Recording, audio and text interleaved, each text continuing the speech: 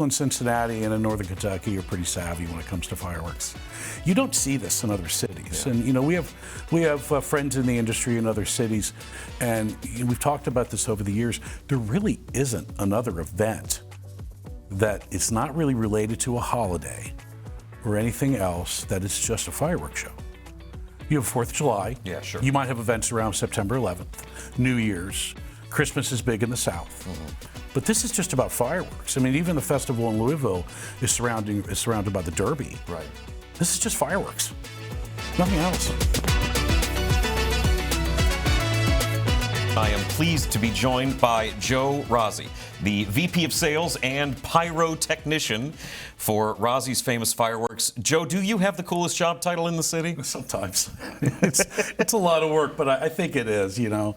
I think we all do. All of us in this industry really have a very, very unique and different job. Yeah, I think it's extremely unique, and I'm so excited to learn about sort of what your guys' process is. But I don't even know, how in the world do you have time to be here right now? We are a little over a week away from Riverfest and the 50th Western and Southern WEBN fireworks. What am I taking you away from right now? We just started setting up yesterday, so the first couple of days, although it's a lot of labor, it's a lot of hard work, we have a really, really good team with us. So I'm comfortable, you know, stepping away briefly. Okay. Well, listen, I truly do appreciate you coming on. How does the planning process for this work? It's more than just a year, right? It's not like when last year's event ended, then you started planning for this one. This is the 50th. We started talking about this 2 years ago. Yeah, okay. I remember at a lunch with Mr. Barrett and some members from iHeart, what are we going to do for 50? And the ideas were tossed around of the biggest, or I think one idea was tossed around, biggest in the world, and I said, okay, wait a minute, guys. So we started discussing. To be aspirational. It was absolutely, and you know, Mr. Barrett is very inspirational. Absolutely. So we started discussing, you know, laying out, okay, what are we going to do? Settled on where we were going to be, and then started talking about recently, maybe about 6-8 months ago, soundtrack production. The different areas that we wanted to shoot on, what we wanted to add, because it's one of those things where every time we come up river the night of that show, we look, you know, wouldn't it be cool to do this? Yeah. Wouldn't it be cool to do that? Well, that's this year. So all the wouldn't it be cool moments are going to get poured into. Yeah, there's a few more that we have, but yeah, absolutely, all the cool things that we thought about coming up river are kind of culminating this year. Well, you know, it doesn't seem like you're not showing that you feel like any pressure to make this, you know, I mean, it's a memorable event every year, but I mean, this being the 50th, obviously there's a lot of attention on it. You don't seem like you're under any pressure. There is an enormous amount of pressure. I guess I'm used to it and really good at hiding it. Well, you are used to it, and you guys do tremendous work every year. Is the process where you start designing the fireworks display before you know what the music is? You know, we talk about different things we'd like to do. Right, different products we'd like to use. If there's a vendor out there that we see that there's really neat effects from, we'll start to collect that. So we're not actually designing the show. We don't design the show until we get the soundtrack in hand, because we use visualization software. So we'll load that audio track, and then we'll take all of those ideas and find the place where they fit. How prolific is that software? Was that a game? I mean, it hasn't been around forever. You guys have been doing this for 50 years. How big of a game changer was getting visualization software like that? It was huge. I mean, you couldn't watch a fireworks show after you designed it. You have to shoot it, right? You can get this idea in your head, this image in your head, sure, but to actually see it and play it back and see, okay, how did this look? How did this work? Do I want to tweak this, tune this? And then it just opened up the door to all sorts of other things that we could do by just, really, it's a copy and paste now. I don't have to put in lines and lines and lines of data. It's just now selections of various locations. Put this here. I want it to last this long, and play. And see how it looks. That's cool. And when you're designing this whole thing, you're designing it for the people on either side of the river who are there in person, but then also this thing does get put on TV and everything. Is that part of what you're taking into account as far as the design goes also? We do sometimes. Okay. You know, there's certain things that don't register well, you know, really, really dark golds and things like that. But I think television has gotten so much better over the years that we're able to give them that video. We'll generate a video so they can play back and see what's happening where is it coming from. And this year we designed it in 3D simply because we had to, because of the enormous amount of space, we had to be able to move around on the skyline and overhead and look at it from different perspectives. But at the end of the day, my nephew Mike and I co-designed the show. And a gentleman that works for us, a young kid named Tyler, he helps out with it a little bit as well. We designed it from the Kentucky side, looking at the Cincinnati skyline. Gotcha. So that's the perspective we use. And then you're also juggling a bunch of different plates because you're doing this event. You've got the city, and you've got the county, and you've got, the Coast Guard, and whatever, safety requirements that your industry just needs in general, right? There's a lot of different masters that you have to serve. Yeah, we have great working relationships with all the entities involved, and you're basically Coast Guard, City of Cincinnati, City of Newport. All their fire departments are great to work with. We know all of them. They know us. They know what to expect. And it's a great working relationship. I mean, the entire team that puts this event on, from Western and Southern to iHeart to us and all those entities, that's how this event happens. Yeah. But then how do you keep your sanity? Because again, you seem extremely calm right now, and you don't necessarily have any outward signs that you're feeling any pressure. You've got all this planning that's been going on for more than a year, all sorts of different people, all sorts of different safety requirements and everything. But at the end of the day, no matter how much planning that you do on this, there is still a big question of what Mother Nature wants to do. That's got to drive you crazy, right? You had to say that, didn't you? Well, I think it's better just to get it out of the way. It is. I mean, we've been, it's been a crazy summer for weather, that's for sure. And that's got me nervous, and all of us, nervous most of all.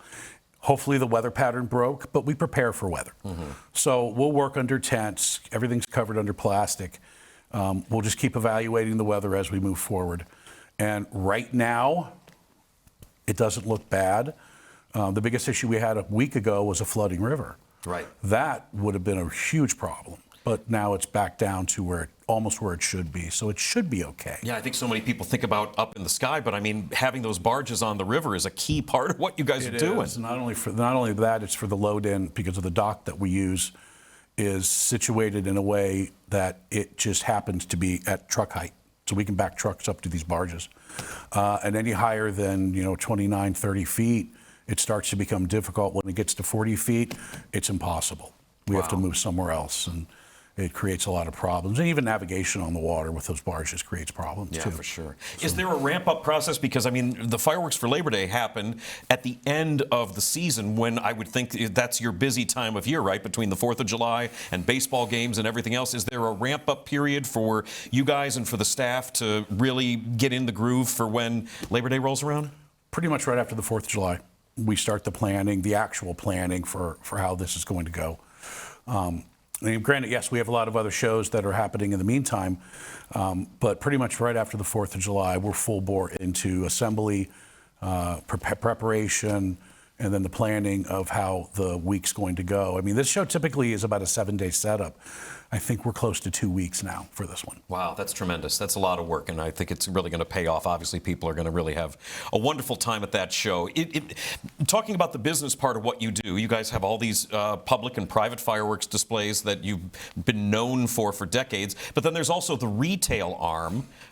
With the backyard fireworks, selling retail. How is there a balance between that, finding product and working it into the professional side versus the consumer side? No, they operate more or less independently of one another, because they're two very different operations.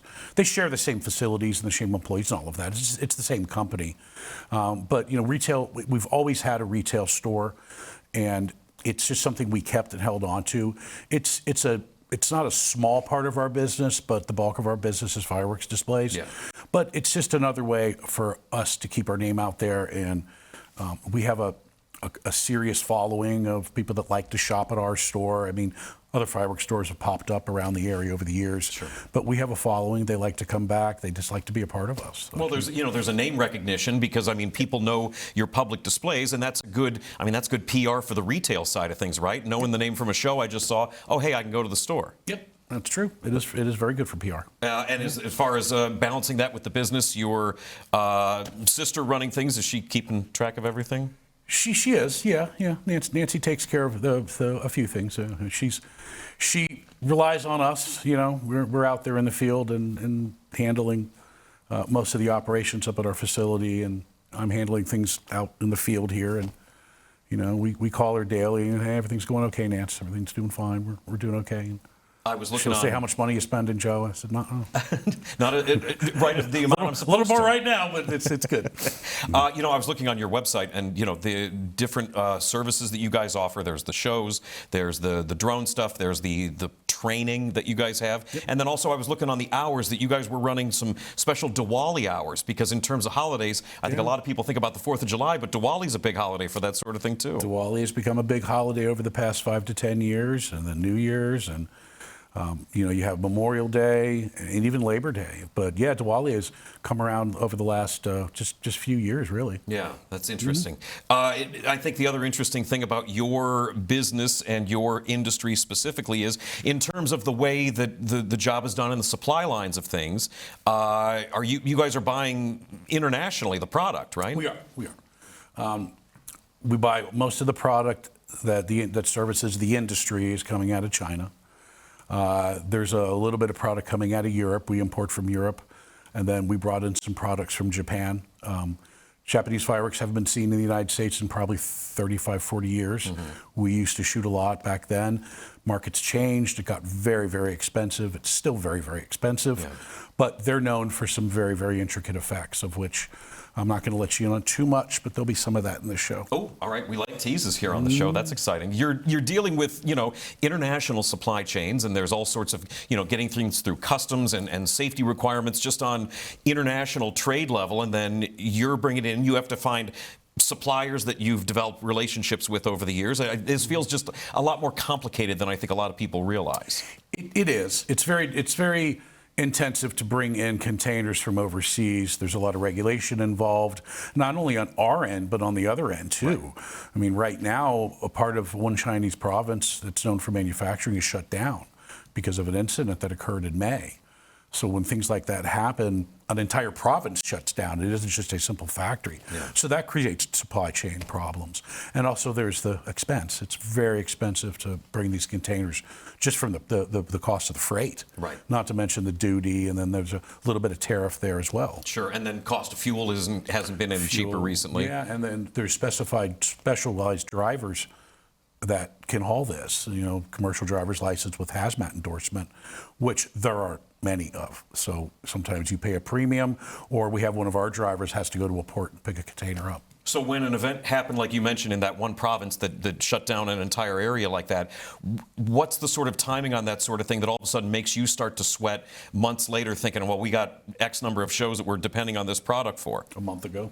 We're sweating right now. Yeah. Because we're purchasing right now, we're ordering for next year. Right, okay. You have to order a year out now. And we service a number of amusement parks, and they are very heavy users of these products. And so we're relying on, okay, what's going on? We're looking at other manufacturers that we know to carry that load, but so is everyone else.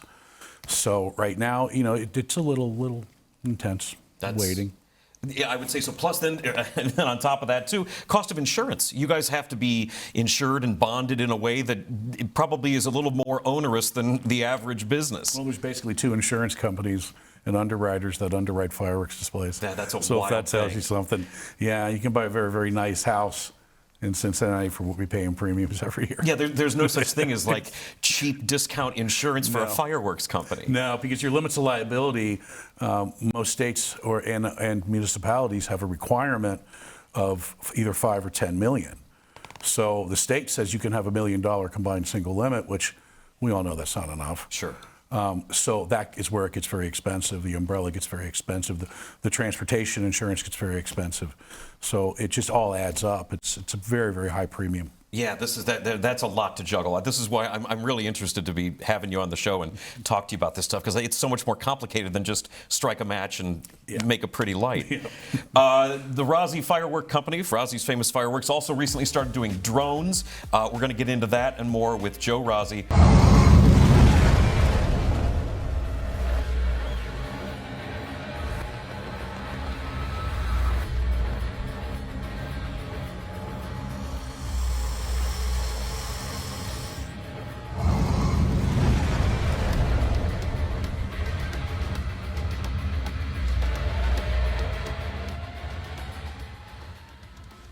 Welcome back to the Working Lunch. I'm Jack Crumley. You are seeing there, this is from Rozzi's Fireworks Instagram page. Is this a collaboration that you guys did with an outfit called Verge Aero? Yeah, Verge is the manufacturer of the drone system that we use. They have about 12 or 13 other partners around the country. And what we like about Verge is they do a very good job of partnering their partner companies together. Okay. Like, for instance, for us to be able to fly this 1,000 drones, 500 each, we needed to borrow some of the Verge drones from another vendor. And then we'll swap with them if they need to borrow something. Right on. So they're very good at it. They're very good at innovating. They're very good at support. We're bringing in 2 of their pilots to assist with this show. Oh, great. Just to make sure, because it's a very interesting, communications get very interesting on the river. I can only imagine. Yeah, if anybody's ever noticed, your cell service goes down at about 8 o'clock, and that's it. So set your alarms ahead of time. Joe Rozzi is the VP of Sales and Pyrotechnician for Rozzi's Famous Fireworks. Collaborating and working with other companies like that, and especially doing fireworks and drones together. That's a new flavor that's in the mix for you guys. Yeah, we do fireworks and drone shows together. Like, we fly at Kings Island, 90 nights a year. It's a combined fireworks and drone show, and we do in others, some of the other parks and some of our other clients we do the same thing for, and it really complement one another. Yeah. And then there are companies that we're not doing it yet, but there's companies that do pyro on drones. That's which crazy. Is an up-and-coming thing. You're limited to what you can do because of the payload of the drone, but it's another element. I mean, that's got to be a whole new level of FAA regulations if we're is. talking about pyrotechnic on a flying thing, right? Yeah, we understand the waiver that's required. Costs a lot of money to get. I bet. So we look at that as saying, well, there's partner companies that we can partner with if we ever want to do something like that right now. What's that like for you guys doing the drone stuff specifically, working with a display show where you actually get the product back? It doesn't blow up and go away. Yeah. Like the drones land and then you get to use them again. There is that. It is nice to be able to reuse that product over and over and over again. Yeah. The only, and I won't say it's disposable, but the only recyclable part is the battery. Okay. And you could get maybe 100 to 200 cycles out of a battery before it needs to be replaced. And there's companies that take those recycled batteries. So that's the only thing that really is an issue. But the drone itself we've have drones that probably have about 500 cycles. Okay. Since we started doing Kings Island 4 or 5 years ago. Joe, I want to ask you about you. This is a family company. It's been going for 5 generations from back in the old country before it even came over to the States. Mm-hmm. So you grew up around fireworks. So your relationship with that sort of thing has to be different than the average bear, right? You're used to it. We all did. Everyone in my family grew up around fireworks. We grew up with it. We grew up with its good times and its bad times. We were taught a lot of respect for them from my father, my grandfather. So we have a very, very different perspective on fireworks than, maybe your average person who goes to the retail store and does their 4th of July show. We know the bad things that can happen. Sure. And growing up sort of being used to it, but having that very healthy understanding and respect of what the process is part of that. Does it, I mean, it's got to make you crazy when you see those headlines on the 5th of July that start to announce things that people did that were really stupid. It does. It just, it's unfortunate, but, some of these accidents may be avoided. You don't really know.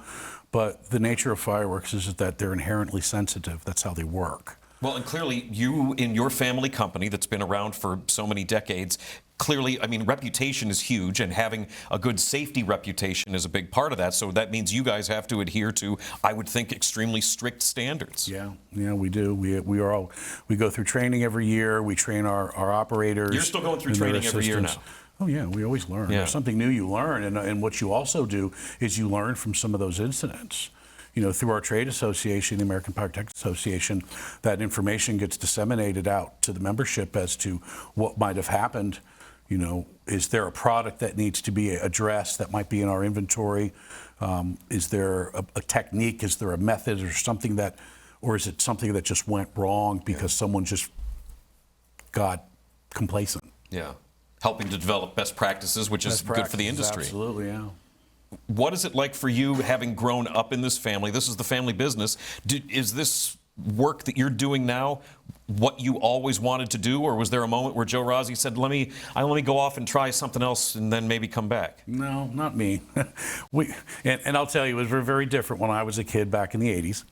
We all worked up there when we were, I started when I was 10 or 12 years old, doing what we could do. Sure, yeah. What were you allowed to do then? Cut grass.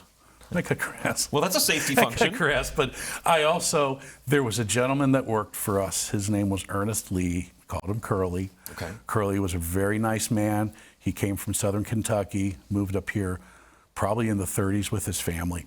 But Curly couldn't read. Okay. But he made the greatest fuse that he made the best fuse. So on Saturdays, I'd go up there and I would help Curly do things. Dad would send me, he said, go with Curly, and we're looking for this and we're looking for that, because he couldn't read the boxes. Or he'd bring me tear off the label off the box and say, the girls want this, and I'd go with them. So that kind of stuff. But then I worked in and then started working more. And then, when I was 18, 19 years old, we started shooting some shows. And I would go out with my brothers at the time, or with some of the other people that shot with us, people that have been with us for years that are still with us. And then started going down to the river probably in 86, I think, was my first year really down there. And then 89, I kind of got it dumped in my lap to kind of take charge of it. No pressure. And I've been doing it, I was 20, 21 years old. Yeah. And I've been going down there ever since.